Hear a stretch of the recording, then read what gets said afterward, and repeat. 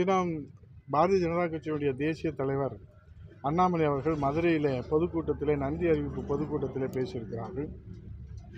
அப்படி பேசுகிற போது எங்கள் பெயரை உச்சரித்து, மாண்புமிகு கூட்டுறவுத்துறை அமைச்சர் அவர் பெயரை உச்சரித்து, எங்கள் பெயரை எல்லாம் உச்சரித்து, எங்களை மதுரையை தாண்டி யாருக்கும் தெரியாது என்று அவர் ஒரு விமர்சனத்தை வைத்திருக்கிறார். அதை பற்றி நாங்கள் கவலைப்படவில்லை.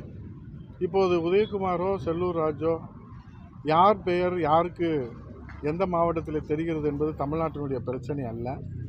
தமிழ்நாட்டிலே இருக்கக்கூடிய பிரச்சனைகள் இன்றைக்கு அண்ணாமலை மதுரையில் பேசிவிட்டு சென்றதுனால அதற்கு பதில் சொல்ல நான் கடமைப்பட்டிருக்கின்றேன்.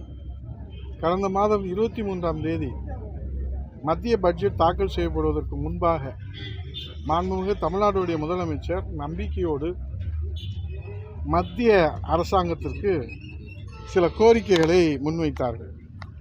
அதில் 3 ஆண்டு காலமாக தமிழ்நாட்டிற்கு வளர்ச்சிக்கான விடுவிக்கப்படாத நிதியை விடுவிக்க வேண்டும் என்றும், சென்னை மெட்ரோ ரயில் திட்டத்திற்கு நிதி ஒதுக்கீடு செய்ய வேண்டும் என்றும், தாம்பரம் செங்கல்பட்டு இடையே மேம்பால விரைவு சாலை திட்டத்திற்கான ஒப்புதல் வழங்க வேண்டும் என்றும், மதுரை மற்றும் கோவை மெட்ரோ ரயில் திட்டங்களுக்கு ஒப்புதல் வழங்க வேண்டும் என்றும், தமிழ்நாட்டில் ஏற்கனவே அறிவிக்கப்பட்டுள்ள மற்றும் புதிய ரயில் திட்டங்களை விரைந்து செயல்படுத்திட போதிய நிதி ஒதுக்கீடு செய்ய வேண்டும் ஆகிய கோரிக்கைகளை நிறைவேற்றுகின்ற வகையில் பட்ஜெட்டில் இந்த அறிவிப்புகளை வெளியிட வேண்டும் என்று முதலமைச்சர் அவர்கள் கேட்டுக்கொண்டார். ஆனால் நடந்தது என்ன? தாக்கல் செய்யப்பட்ட பட்ஜெட்டில் இந்த கோரிக்கைகளை அவர்கள் தள்ளுபடி செய்ததோடு மட்டுமல்லாமல், இந்த கோரிக்கைகளை அவர்கள் கவனத்தோடு அதில் இடம்பெற செய்வதை தவிர்த்து இதையெல்லாம் ஒட்டுமொத்தமாக புறக்கணித்து விட்டார்கள். அது மட்டுமல்ல, புதிய அறிவிப்புகளும் புதிய திட்டங்கள் எதுவுமே தமிழ்நாட்டுக்கு இந்த நிதிநிலை அறிக்கையில் இடம்பெறவில்லை. இது தமிழ்நாட்டு மக்களுக்கு தெரிந்த ஒன்றுதான். இதற்கு எதிர்ப்பு தெரிவிக்கின்ற வகையிலே தான் மாண்புமிகு முதலமைச்சர் அவர்கள் டெல்லியில் நடைபெற்ற நிதி ஆயோக் கூட்டத்தில் கலந்து கொள்ளவில்லை. அவர் எதிர்ப்பு தெரிவித்த காரணத்தினால அவரை தொடர்ந்து இந்தியா கூட்டணியில் இடம்பெற்றிருக்கிற முதலமைச்சர்களும் நிதி ஆயோக் கூட்டத்தில் கலந்து கொள்ளவில்லை. கலந்து கொண்டவர்களுக்கும் அங்கே என்ன அவமானம் நடைபெற்றது என்பது ஊடகங்களில் செய்தியாக இருந்தது.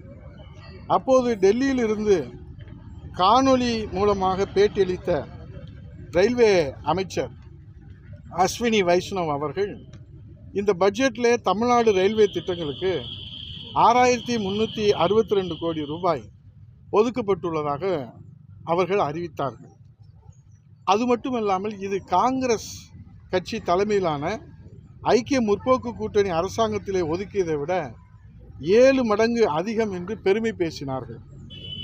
மேலும் எதிர்க்கட்சி ஆளுகிற மற்ற மாநிலங்களுக்கு நாங்கள் எவ்வளவு நிதி ஒதுக்கி இருக்கிறோம் என்று மார்தட்டி சொன்னார்கள். ஆனால் உண்மை நிலை என்ன? பாரதிய ஜனதா ஆளும் மாநிலங்களுக்கு எவ்வளவு நிதி ஒதுக்கீடு இருக்கிறது என்பதற்கு எல்லா மாநிலங்களையும் சொல்லவில்லை, ஒரு சில மாநிலங்களை மட்டும் நான் சொல்லுகிறேன். உத்தரப்பிரதேசத்திற்கு 19,848 கோடி இந்த நிதிநிலை அறிக்கையில் ரயில்வே திட்டங்களுக்கு, மத்திய பிரதேசத்துக்கு 14,738 கோடி, ஒடிசாவுக்கு 10,586 கோடி. இப்போ தான் 25 வருஷம் கழித்து ஆட்சிக்கு வந்திருக்காங்க. அங்கே 10,856 கோடி. அதே போல் குஜராத்திற்கு 8,743 கோடி ஒதுக்கீடு செய்ததோடு மட்டுமல்லாமல், இது பாரதிய ஜனதா ஆளுகிற கட்சி, பாரதிய ஜனதா கூட்டணியோடு ஆளுகிற அந்த மாநிலங்களுக்கு எவ்வளவு நிதி ஒதுக்கீடு இருக்கிறார்கள் என்று பார்த்தால், மராட்டியத்திற்கு 15,940 கோடி, பீகாருக்கு இப்போ அவங்களுடைய கூட்டணியில் அங்கம் வகிக்கிறாங்க இல்லையா, 10,033 கோடி, ஆந்திராவுக்கு 9,151 கோடி. இப்படி தாராளமாக நிதி ஒதுக்கிறவர்கள் இப்போ இந்த மாநிலங்கள்லாம் ஒப்பிடுகிற போது ரயில்வேக்கு அதிக வருமானத்தை தரக்கூடிய மாநிலம் எது அப்படின்னு நம்ம ஒப்பிட்டு பார்த்தோம்னா, தமிழ்நாடு தான் அதிகமான வருமானத்தை ரயில்வே துறைக்கு பெற்றுக் கொடுக்குது. அதிகமாக வருமானத்தை பெற்றுக் கொடுக்குற தமிழகத்திற்கு 6,000 கோடி என்று அறிவித்தாலும் அதையெல்லாம் இப்போ 1000 ரூபாய் என்கிற அளவில் அவர்கள் அறிவிப்பினுடைய அடையாளமாக ஒதுக்கியிருக்கிறார்கள். அறிவித்த திட்டங்களையும் ரத்து செய்திருக்கிறார்கள். இதுதான் உண்மையான நிலை. இப்போது பெங்களூரில் 2 தினங்களுக்கு முன்பாக, சரியாக 2 தினங்கள் முன்பாக என்று நினைக்கிறேன், மூன்றாவது மெட்ரோ ரயில் திட்டத்திற்கு மத்திய அரசு ஒப்புதல் வழங்கியிருக்கிறது. ஆனால் மதுரை கோவைக்கு ப்ரொபோசல் அனுப்பிச்சு பல காலமாக அது பீசிபிலிட்டிலாம் ஓகே பண்ணி அது நிலுவையிலே இருக்கிறது.